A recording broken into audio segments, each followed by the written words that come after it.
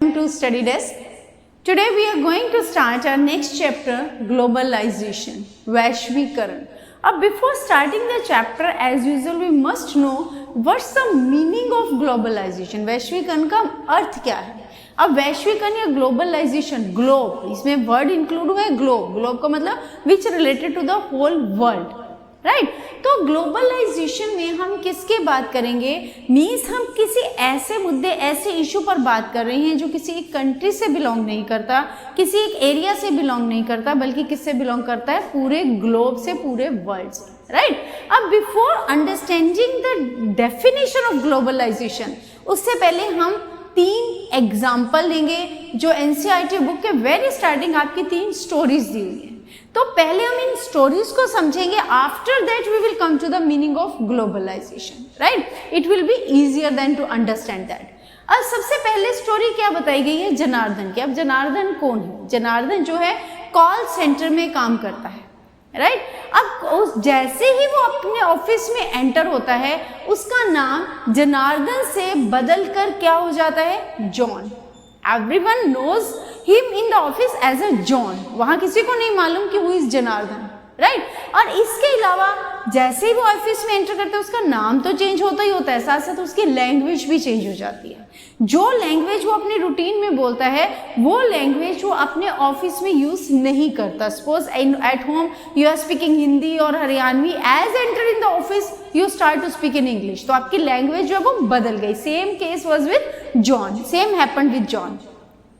अब यहाँ पर जिसको भी वो सर्विसेज प्रोवाइड कर रहा है, rendering services to who he never met physically, जिन लोगों के लिए वो काम कर रहा है, जिनसे वो बात करता है कॉल सेंटर में, उनको वो कभी भी आमने सामने उनसे कभी मिला ही नहीं. उनको फिजिकली वो कभी नहीं मिला. उसे नहीं मालूम कि वो लोग कौन है, कैसे दिखते हैं, राइट. और इसके अलावा उसकी जो हॉलीडेज हैं, his holidays correspond to those of his clients who are from US. the main point, right, कि अब उसकी जो हॉलीडेज हैं, he is in India, India में काम कर रहा है, लेकिन काम किसके लिए कर रहा है? यूएसए में रहने वाले लोगों के लिए, राइट. अब उसकी जो हॉलीडेज हैं वो भी किसके अकॉर्डिंग होती हैं? यूएस के उन क्लाइंट्स के अकॉर्डिंग. इंडियन कैलेंडर के अकॉर्डिंग उसके हॉलीडेज डिसाइडेड नहीं है. उसके हॉलीडेज किसके अकॉर्डिंग है? यूएस कैलेंडर के according, right. This was regarding the Janardan कि वो कैसे काम करते हैं और क्या सर्विसेज प्रोवाइड करते हैं. Is it clear? Second story जो आपकी बताई गई है, दैट इज रामधारी की. अब रामधारी क्या है? रामधारी मार्केट जाता है, अपनी 9 years ओल्ड उसकी डॉटर है, उसके लिए बर्थडे गिफ्ट खरीदना है उसको. अब जो वो बर्थडे गिफ्ट में वो क्या खरीदता है? एक साइकिल. इंडिया में रहने वाला है, बेटी के लिए बर्थडे गिफ्ट लेने गया. कौन सा गिफ्ट लेकर आया? साइकिल. लेकिन वो साइकिल जो वो इंडिया से खरीद रहा है, मैन्युफैक्चर्ड कहाँ हुई है? चाइना में. बनी कहाँ से बनकर आई है? चाइना से बन के आई है. और सोल्ड आउट कहाँ हो रही है? इंडिया में. Last year he bought Barbie doll.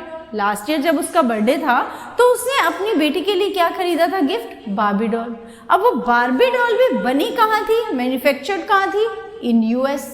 और सोल्ड आउट कहाँ हुई? In India. Getting the point? Okay, ये हो गई रामधारी की स्टोरी. तीसरी स्टोरी जो बात की गई है इस बुक में, दैट इज सारिका. अब सारिका कौन है? First generation hard working learner. मेहनत करके हार्ड वर्किंग लर्नर है वो एक, जो अपने परिवार में एक पहली ऐसी जनरेशन है जो पढ़ी लिखी है, जिसको पढ़ने का मौका मिला है, जिसको बाहर जाने का, जॉब करने के लिए अपॉर्चुनिटी मिली है. उससे पहले उनके घर में opportunity to take on a job which the women of her family never dreamed earlier. Even मतलब कि जाना तो दूर की बात, वो कभी बाहर काम करना या जॉब करने का कभी सपना भी नहीं देख सकती थी. Clear? That is why it is said कि फर्स्ट जनरेशन, वो पहली लड़की है उस घर की जो बाहर जाने के लिए, जिसको इजाजत मिली कि वो बाहर जाकर जॉब कर सकती है. She finally decided to go. अब एक तरफ उसकी कल्चर है, उसकी वैल्यूज हैं. उसकी वैल्यूज क्या है कि उसकी फैमिली में कभी भी कोई जो गर्ल है, कोई भी औरत, कोई भी वुमेन जो है, कभी घर से बाहर जाकर उसने जॉब की ही नहीं. दूसरी तरफ क्योंकि वो हार्ड वर्किंग है, उसको एक अपॉर्चुनिटी मिल रही है घर से बाहर जाने की, अपने को एक्सपोज करने की, तो ऐसे में बाद में वो दोनों वैल्यूज के बीच में फंस जाती है। And later on she decided that she will go to join that job, right. अब ये तीनों ही स्टोरीज की अगर हम बात करें, जनार्दन के बारे में, रामधारी के बारे में, सारिका के बारे में। जनार्दन जो कि बाद में जॉन बन गया, रामधारी जिसने गिफ्ट खरीदे, और सारिका जो कि बाहर निकलकर जॉब करना उसने चूज किया, राइट। तीनों में हम क्या कर रहे हैं, यहाँ पर जनार्दन उर्फ जॉन ये क्या कर रहा है, इंफॉर्मेशन दे रहा है इंडिया में बैठकर दूसरी कंट्री के लोगों को। इट मीन्स वो क्या कर रहा है, ग्लोबलाइजेशन ऑफ सर्विसेज। यहाँ भी वर्ड क्या यूज हुआ है, ग्लोब, यानी वो इंफॉर्मेशन केवल एक जगह पर नहीं है, इंडिया से इंफॉर्मेशन फ्लो कहाँ हो रही है, अनदर कंट्री, राइट। कहाँ पर वो फ्लो होकर जा रही है, यूएस। क्लियर। इसका मतलब उसका काम, वो कौन सी सर्विसेज प्रोवाइड कर रहा है, ग्लोबलाइजेशन ऑफ सर्विसेज। उसकी सर्विस कैसी है, उसकी जो आइडियाज हैं, उसकी जो चीजें वो कहाँ फ्लो हो रही हैं, टू द अदर कंट्रीज।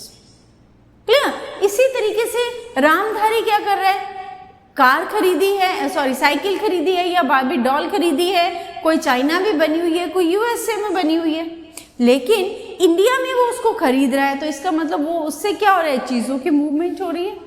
यानी एक चीज चाइना में तैयार हुई, मूव करके वो कहाँ आई, इंडिया में। इंडिया में उस शॉप से वो जो साइकिल है या वो आइटम है, वहां से वो किसके घर गई, रामधारी के घर, राइट। तो इस तरीके से क्या हो रहा है, मूवमेंट ऑफ कमोडिटीज, जो हमारी जरूरत की चीजें हैं, जो संसाधन हैं, उनकी मूवमेंट हो रही है एक जगह से दूसरी जगह। क्लियर। अब तीसरी सारिका क्या कर रही है, हमने पढ़ा कि सारिका वैल्यूज के बीच में कन्फ्लिक्ट है उसका। एक वैल्यू उसकी ये कहती है कि नहीं, हमारे परिवार में कोई भी लेडी आज तक बाहर जॉब करने नहीं गई। दूसरे उसको कहते कि नहीं, you are hard working learner, आप तुम्हें अपॉर्चुनिटी मिल रही है तो you must have to go. Values के बीच में टकराव हो गया, राइट। तो वो क्या कर रही है, faced with a conflict of values. अब वो जॉब करने अगर जाती है तो एक तरह से अगेन फ्लो ऑफ वैल्यूज हुआ। क्लियर। तो इन तीनों ही स्टोरीज में तीनों ही लोग किसी ना किसी तरीके से एक जगह से जुड़े हुए नहीं हैं। उनकी जो सर्विसेज है, उनकी जो एक्टिविटीज है, वो केवल एक एरिया में नहीं है, वो इंटर रिलेटेड है, एक जगह से दूसरी जगह। यानी वो फ्लो में फ्लो हो रहा है, किस चीज का, flow of services, flow of commodities, flow of values. Are you getting the point. तो ये क्या हुआ, इट मीन्स ग्लोबलाइजेशन का अगर हम जर्नल मीनिंग निकालें तो जर्नल मीनिंग क्या होगा, globalisation is a free flow, free मतलब जिसमें कोई रोक टोक नहीं है, फ्री फ्लो है ऑफ ट्रेड। अगर कमोडिटीज का मूवमेंट हो रहा है, इट मीन ट्रेड हो रहा है, ट्रेड, कैपिटल, अगर हम ये खरीद रहे हैं यूएसए की अगर कोई चीज यहाँ हमने खरीदी है तो उसका बेनिफिट किसको जाएगा, यूएस को। यहाँ से कैपिटल ट्रांसफर हो रहा है, वहां से यहाँ पर कंपनीज खुली है, वो लोग अपनी कैपिटल यहाँ इंडिया में लगा रहे हैं। Getting the point, right. तो इस तरीके से ये क्या हो रहा है, मनी, कैपिटल एक्सचेंज हो रही है, ideas as well as culture, right. अब ये क्या है, कल्चर, वैल्यू। तो जर्नल मीनिंग सिंपल वर्ड्स में हम क्या कहेंगे, globalisation means when trade, capital, idea, culture, ये पूरे वर्ल्ड में एक जगह से दूसरी जगह, एक कंट्री से दूसरी कंट्री में जब एक्सचेंज होते हैं तो उसको हम क्या बोलते हैं, ग्लोबलाइजेशन, राइट। अब आते हैं हम इस डेफिनेशन पर। अब हम I hope it's clear, general meaning of globalisation is clear to you. अब हम बात करेंगे डेफिनेशन की। क्या डेफिनेशन में कुछ ऐसा है जो हमें नहीं समझ में आ रहा। Globalization is a process of integration, मिलना, of the economy of a country with the economies of the other countries. यहाँ जब हमने साइकिल और बार्बी डॉल की बात की है तो इसमें इकोनॉमी किसकी लगी पहले बार्बी डॉल बनाने में, यूएस की, साइकिल बनाने में चाइना की, लेकिन उसको खरीदा किसने, इंडियन पीपल ने। तो यहाँ किसकी इकोनॉमी हो गई, इंडिया की।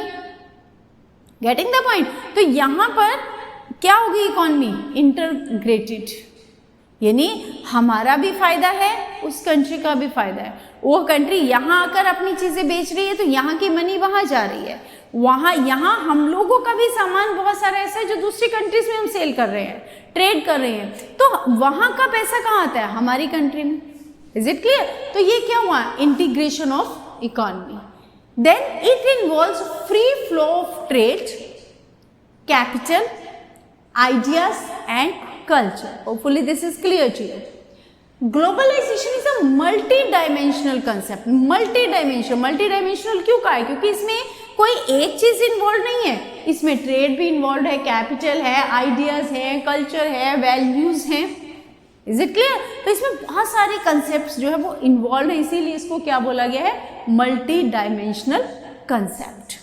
It has political, economic and cultural consequences. Globalisation का इफेक्ट जो है हर कंट्री की पॉलिटिक्स पर भी पड़ता है, उसकी इकोनॉमी पर भी पड़ता है, एज वेल एज उसकी कल्चर पर भी पड़ता है। कल्चर पर कैसे पड़ता है? सपोज मान लीजिए, you can take an example कि सपोज दिस इज इंडिया। ये क्या है? India, right? ये इंडिया है। ये क्या है? मान लीजिए वर्ल्ड के डिफरेंट कंट्रीज हैं, राइट? अब वर्ल्ड के अलग अलग कंट्रीज से ट्रेड हो रहा है, उनका आइडियाज, उनकी कल्चर, उनके जो कैपिटल है वो इंडिया में आ रही है, राइट? इसी तरह से इंडिया की जो कल्चर है, जो इकोनॉमी है, वो कहाँ जा रही है? वर्ल्ड में। क्लियर? तो ऐसे में अब ये क्या है? कैसे हुआ? जैसे मान लीजिए हम लोग वो खाते हैं पिज्जा वगैरह, वो क्या है? चाउमीन। कहाँ की कल्चर है? It's not Indian culture, right? वो हमारे पास कहाँ से फ्लो आया है? यानी कि उस एरिया के जहाँ पर ये चीज़ें, ये स्नैक्स खाई जाती हैं, वो लोग वहाँ से कहाँ आकर रहने लग गए? इंडिया में, और अपने साथ अपनी उस कल्चर, अपने उस टेस्ट, अपने उन आइडियाज़ को लेकर आ गए, राइट? इसी तरह से इंडिया से जब लोग वर्ल्ड में कहीं और जाकर सेटल हुए तो वो लोग भी अपने आइडियाज़, अपनी कल्चर, अपने विचार, रहने सहने का ढंग, सब कुछ वहाँ लेकर गए। तो इस तरह से इंटीग्रेशन किसका हुआ? यहाँ के आइडियाज़, विचार जो भी था वो सारा इंडिया में आ गया, और यहाँ से सब कुछ कहाँ चला गया? वर्ल्ड में इंटीग्रेटेड हो गए, राइट? तो इसीलिए इसको हम क्या कहेंगे? ग्लोबलाइजेशन। किस चीज़ की ग्लोबलाइजेशन है? कैपिटल की, आइडियाज़ की, कल्चर की। Is it clear? So I hope it's clear the meaning of globalisation. अब बात करते हैं कि इन रियल लाइफ अगर हम एक्चुअल के अपनी आम जिंदगी में भी देखें तो वहां भी ग्लोबलाइजेशन है, लेकिन हर वक्त ग्लोबलाइजेशन बेनिफिशियल हो ये जरूरी नहीं है। अब वो कैसे नहीं? यहाँ तो हमें बेनिफिशियल दिख रहा है, लेकिन वो हमेशा बेनिफिशियल होगा ये भी कोई जरूरी नहीं है। जैसे सम फार्मर्स कमिटेड सुसाइड, कुछ फार्मर्स सुसाइड कर लेते हैं। क्यों करते हैं? Because of crop failed. They had bought very expensive seeds supplied by MNCs, क्योंकि उनकी फसल जो है वो खराब हो गई, उन्होंने सुसाइड कर लिया। क्यों किया? क्योंकि उन्होंने किस उम्मीद से मल्टीनेशनल कंपनी से बहुत महंगे बीज लिए थे कि जब उनकी फसल होगी, अच्छी हो जाएगी, तो वो वापस कर देंगे अपना जो भी लोन या जो भी पैसे उन्होंने MNCs को देने हैं। लेकिन ऐसा नहीं हुआ, तो ऐसे में क्या हुआ? They committed suicide. Many retail shopkeepers fear major international competition। जो छोटे छोटे शॉपकीपर्स हैं इंडिया में ही आप ले लीजिए, जो छोटे छोटे दुकानदार हैं, अब मल्टीनेशनल कंपनीज आ रही है, मॉल बन रहे हैं, उसका इफेक्ट किस पर पड़ रहा है? उन छोटे छोटे शॉपकीपर्स पर, राइट? उनको डर है कि कहीं उनकी वजह से उनका जो बिजनेस है वो फ्लॉप ना हो जाए, वो घाटे में ना चले जाए। इसी next, a film producer lifting the film story from Hollywood film. Hollywood की फिल्म से स्टोरी लेके इंडियन उसमें दिखा रहा है। A militant group threatening girls who wear western clothes. Militant group, और मिलिटेंट ग्रुप जरूरी नहीं है कि उसी कंट्री का होगा, थ्रू आउट द ग्लोब वो लोगों को डरा रहा है कि अगर गर्ल्स ने वेस्टर्न क्लोथ पहने तो उन्हें मार दिया जाएगा। Is it clear? तो ये क्या है तो ये भी ग्लोबलाइजेशन ना। किस चीज की ग्लोबलाइजेशन है? आइडियाज की। किसके आइडियाज हैं? मिलिटेंट्स के आइडियाज, राइट? ये भी ग्लोबलाइजेशन है। फिल्म की स्टोरी चुराना भी क्या है? एक आइडिया है। क्लियर? इसी तरीके से शॉपकीपर्स, जो मल्टीनेशनल कंपनीज हैं दूसरे देशों में अपना बिजनेस बढ़ाई जा रही है, जिसका इफेक्ट छोटों पर पड़ रहा है, तो वो भी क्या है? मल्टीनेशनल कंपनीज का आइडियाज है। क्लियर? तो ये क्या है? यहां भी है तो फ्लो ऑफ आइडियाज ही ना, flow of trade, flow of money. लेकिन इस केस में हम देख रहे हैं कि दैट इज पॉजिटिव, बट यहाँ क्या है? It has negative impact. So we can't say कि ग्लोबलाइजेशन इज ऑलवेज बेनिफिशियल. कुछ केसेस में अगर ये बेनिफिशियल है तो कुछ केसेस ऐसे भी हैं जहां पर इसके नेगेटिव कॉन्सिक्वेंसेस भी हैं. Is it clear? So hopefully the meaning of the globalization is clear to everyone, right? Now we will discuss what are the positive and what are the negative effects of या negative consequences of globalization. What are positive consequences, impact और effects of the globalization? आपके exam में question में जो है इनमें से any word can be used, right? So what are the positive impact. सबसे पहला इसका इम्पैक्ट क्या है, सबसे पहला फायदा क्या हुआ ग्लोबलाइजेशन का. New jobs are created in industries by MNCs. Multinational जो कंपनीज हैं वो एक जगह से, जैसे इंडिया में मल्टीनेशनल कंपनीज, ये जो मॉल्स वगैरह हैं ये किसके अंडर है. बेसिकली इनके ऑनर कौन है, कोई इंडियन ऑनर नहीं है इनका. बेसिकली इनके ऑनर बाहर बैठा हुआ कोई व्यक्ति है, राइट, जो यहाँ का नहीं है, दूसरी कंट्रीज में है. तो वो क्या है, एमएनसीज बड़ी बड़ी मल्टीनेशनल कंपनीज हैं जो दूसरी कंट्री में जाकर अपना बिजनेस स्टार्ट करती हैं, राइट. तो ऐसे में अब यहाँ पर इंडिया में बड़े बड़े मॉल्स खुले हैं. अब मॉल्स खुलने से क्या हुआ, लोगों को जॉब अपॉर्चुनिटीज मिली. अगर कोई एमएनसी बाहर से आकर इंडिया में अपनी इंडस्ट्री लगाती है तो उस इंडस्ट्री में काम कौन करेगा, वो लोग अपने लोगों को तो भेजेंगे नहीं. क्लियर. तो वो जॉब अपॉर्चुनिटीज किसके लिए बढ़ेंगी, यहाँ के लोगों के लिए. तो ये एक पॉजिटिव इम्पैक्ट है इसका कि इससे नई जॉब्स क्रिएटेड हुई हैं, उससे अनएम्प्लॉयमेंट थोड़ा डिक्रीज होता है, राइट. दूसरा क्या है, increase in the volume of trade in goods and services. हमारा जो ट्रेड है वो बढ़ता है, उससे उसको बढ़ावा मिला है. तीसरा, रैपिड इंप्रूवमेंट इन टेक्नोलॉजी.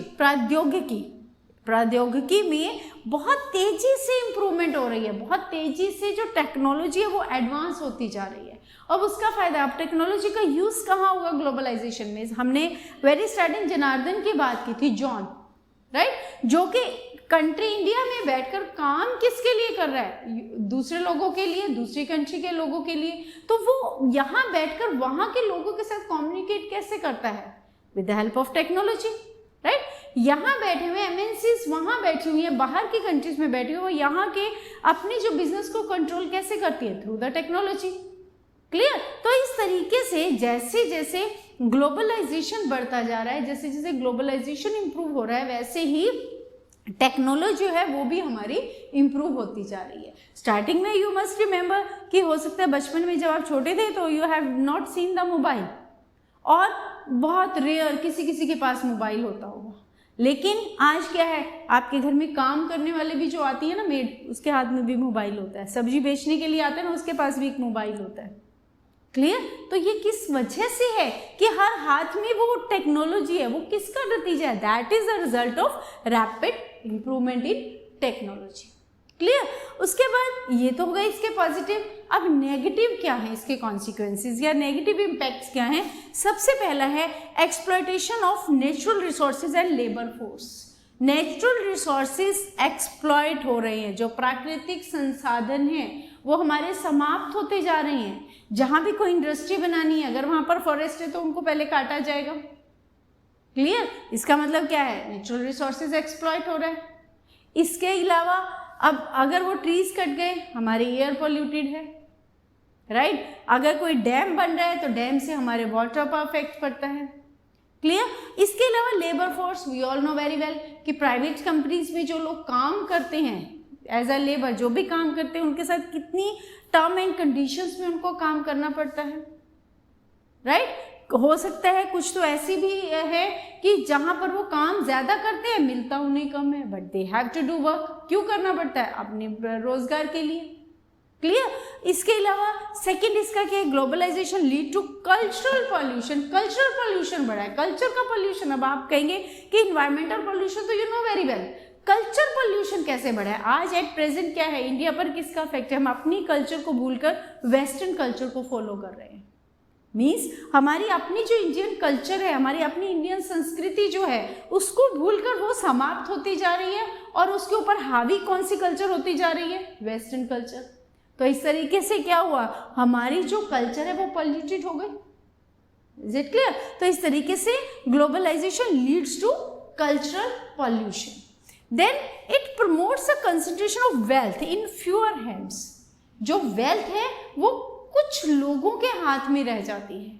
अब कुछ लोगों के हाथ में कैसे है, एमएनसीज हैं, अगर यहाँ पर उन्होंने अपनी कोई इंडस्ट्री स्टार्ट की है तो इंडस्ट्रीज में क्योंकि मनी उनकी है, मैक्सिमम जो शेयर है उनका है, तो मैक्सिमम प्रॉफिट भी उन्हीं के पास जाएगा। इसके अलावा उस इंडस्ट्री में रूल रेगुलेशन कौन से बनेंगे, वो यहाँ के लेबर के फेवर में नहीं बनेंगे, वो किसके फेवर में बनेंगे, इंडस्ट्री के मालिक के फेवर में बनेंगे।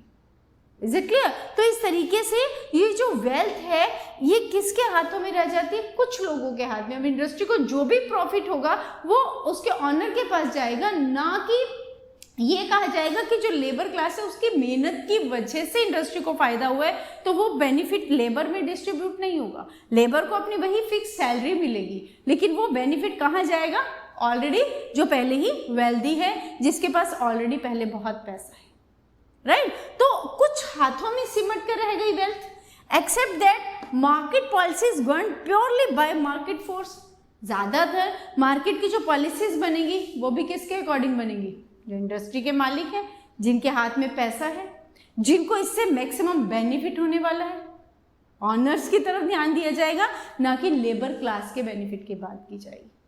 Is it clear? तो इस तरीके से कंट्री में या पूरे ग्लोब में क्या चीज बढ़ गई, इनइक्वालिटीज। इनइक्वालिटीज किस वे में, इनकम इनइक्वालिटीज, कि जो ऑलरेडी वेल्दी है उनके पास और पैसा आ रहा है और जो लेबर क्लास है उनके पास तो पहले ही पैसा कम है, ऊपर से एक्सप्लॉयटेशन हो रहा है, तो वो नहीं उठ पा रहे।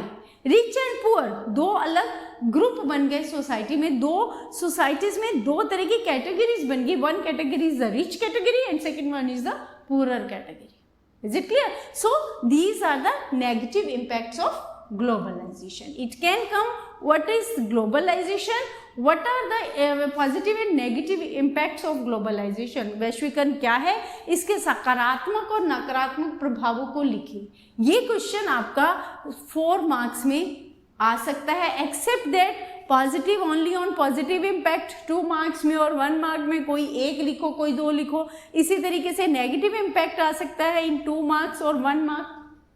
Is it clear? So in this way different questions can be formulated